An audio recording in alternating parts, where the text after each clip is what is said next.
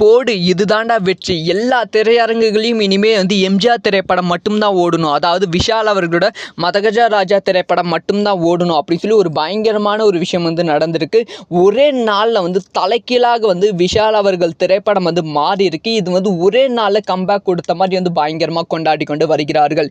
இதை பற்றி ரொம்ப டீட்டெயிலாக தான் பேச போகிறோம். அதாவது விஷால் அவர்களுடைய எம்ஜிஆர் திரைப்படத்துக்கு மிகப்பெரிய எதிர்பார்ப்பு இருந்துச்சா கேட்டால் கிடையாது.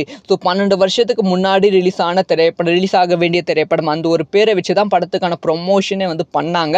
ஸோ படமும் ரிலீஸ் ஆச்சு. ஆனால் வணங்கான் திரைப்படத்துக்கு 300 ஸ்க்ரீனும், அதுக்கப்புறமா கேம் சேஞ்சர் திரைப்படத்துக்கு 400க்கும் மேலே வந்து ஸ்க்ரீன் வந்து கொடுத்துருந்தாங்க. எம்ஜிஆர் திரைப்படத்துக்கு வெறும் வந்து 200 ஸ்க்ரீன் தான் வந்து கொடுத்துருந்தாங்க. ஆனால் முதல் நாள் ஃபர்ஸ்ட் ஷோ வந்து இந்த மக்கள் மத்தியில் வந்து ஒரு மிக பாசிட்டிவான விமர்சனம்.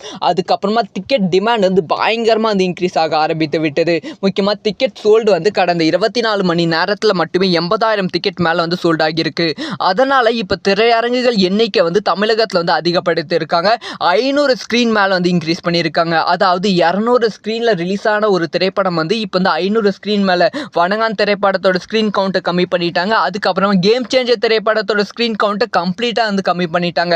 இந்த 2 ஸ்க்ரீன் கவுண்ட்டையும் கம்மி பண்ணிட்டு இந்த திரைப்படத்துக்கு அதிகமான ஸ்க்ரீன் கவுண்ட் கொடுத்து மிகப்பெரிய வெற்றி திரைப்படம் மாற்றி கொண்டு இருக்கிறார்கள். இதனால் ரசிகர்கள் செம ஹாப்பியில் இருக்காங்க.